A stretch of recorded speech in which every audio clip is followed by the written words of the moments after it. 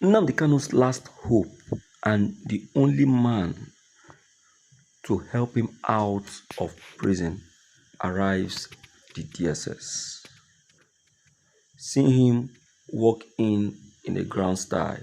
All right, Nigerians, I greet you now. I greet everybody outside listening to this very broadcast, this very hour of the day. Thank you so much for this opportunity given out to me. The only man standing, the Nnamdi Kanu's only man standing, the last man standing, the man who talks and Tinubu keeps short. I am talking about the only honorable Agwocha.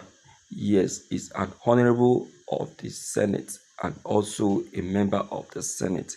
He is an Igbo man with a difference, an Igbo man that has a different action and a different entity. The only Igbo man who can make it happen, and it could happen. My dear listeners, without wasting much of your time, let me take you into the main content so that you will know the person actually we are talking about. Time didn't day, but please, I would like you to spare me a little of your time as this information will be reached out to you. I know you are very busy, but please just give me this little time because this information, I know it really do you a lot of good. A lot of good, I tell you. All right, let's quickly move in as the ought. This is the Lord TV. An ever-present figure in the struggle, a brave man, that despite his position in the Nigerian government, he still takes all the risks to make sure that he provides emotional support, political support for Mazi Nnamdi Kanu. This man has said many times on record that if supporting Mazi Nnamdi Kanu or fighting for Igbo will cost him his position in the Nigerian government, then so be it. That statement, unfortunately, cannot be made of many Nigerian politicians of Igbo descent, many of whom you know are ready to sell their people for a few $1,000s and are very greedy, chasing money in the Nigerian states, abandoning their people and letting them to rot in injustice. They do not just care. They love money more than they love their people, and they are ready to sell their brother for it.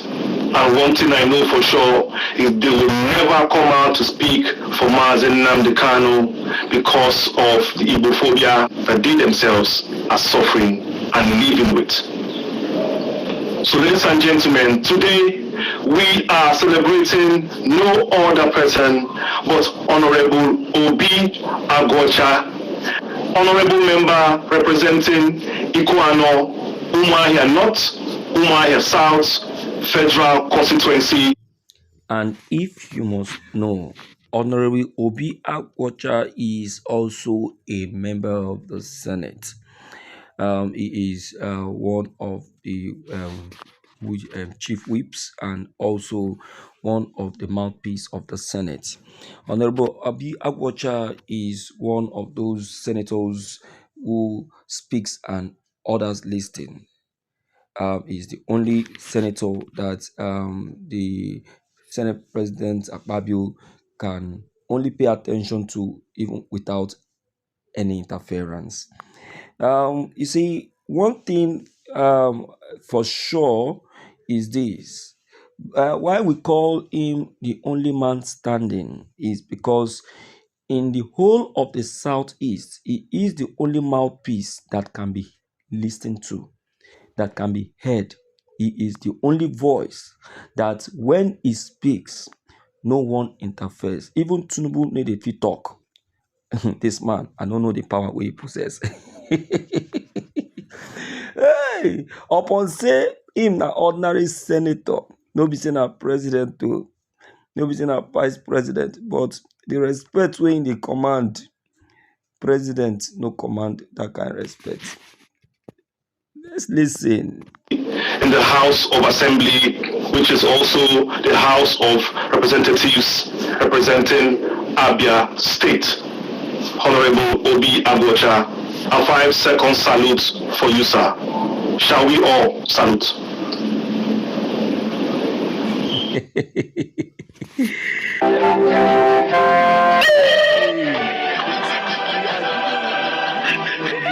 This salute because he actually deserves it. You see, this is the only man. Why the only man that the Nigerian court gave an attention and the opportunity to observe the hearing of Mazen Nnamdi Kanu, even while other senators and governors have been asked to stay out of the court. I'm telling you, he is the only Nigerian senator, aside from the foreign observers, who came all the way from the US, the Igbo military men, veterans, the UN delegates, and others. He is the only man that was given that very opportunity. Let's pay more attention on him.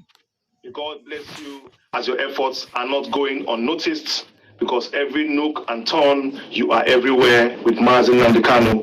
You have been with him from the beginning, and you have staked your life, you have staked your career on the altar of truth, on the altar of the gods of Igbo land, and on the altar of justice, fighting for your people. And as you know, the gods of Igbo land will surely protect you and keep you going in everything you do, because you are one of those few men who are left in Igbo land who still have honor and have not sold themselves despite working in the Nigerian state. And we are aware of the risks you are also taking, presenting the cause of Igbo in the House of Assembly, speaking boldly, loudly about Mazen Nnamdi Kanu everywhere you find yourself, and also challenging your colleagues and also those in the executive on the need to release Mazen Nnamdi Kanu and the need to also treat Igbos well in the Nigerian state. And of course, you have also stood for justice anywhere you find it around your constituency, and of course in the Nigerian states. But ultimately, in all you have done for Nnamdi Kanu is willing to give up your position if ever you are in a position to be threatened in losing what you have in the House of Assembly, or turning a blind eye to supporting Nnamdi Kanu or injustice in Igbo.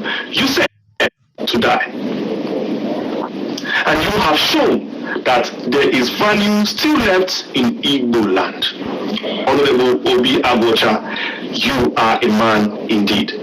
All respect to you. I want all of you right now to start typing wonderful. Go and finish it up, then come back, because it is not just for Nnamdi Kanu, but for every grieving mother in the East, every youth gone down or disappeared, and every family whose son was branded a terrorist for seeking justice. In December 2023, Obi Agbocha wrote a formal letter to President Bola Ahmed Tinubu. Now, a letter was actually written by this Honorable Obi Agbocha earlier this year. And believe me, this very letter was honored. And not just honored, but was accepted by the president himself. But something stopped that very letter from being executed. The content of that letter, it was actually for the demand of Nnamdi Kanu release, but something stopped it from being executed. Yes. Just listen attentively and you will hear that. Urging him to obey court rulings, particularly the October 13th, 2022 judgment of the Court of Appeal, which discharged and acquitted Nnamdi Kanu on terrorism charges. He cited the principle of rule of law, Nigeria's international image and the possibility of healing nationwide wounds. In the letter, he emphasized, in quote, the continued detention of Nnamdi Kanus is not only a legal aberration, but a moral failing in our pursuit of a just, equitable nation. This was not a popular move. The presidency had refused to heed court rulings. Most lawmakers chose silence, but Agwocha, aware of the backlash and danger of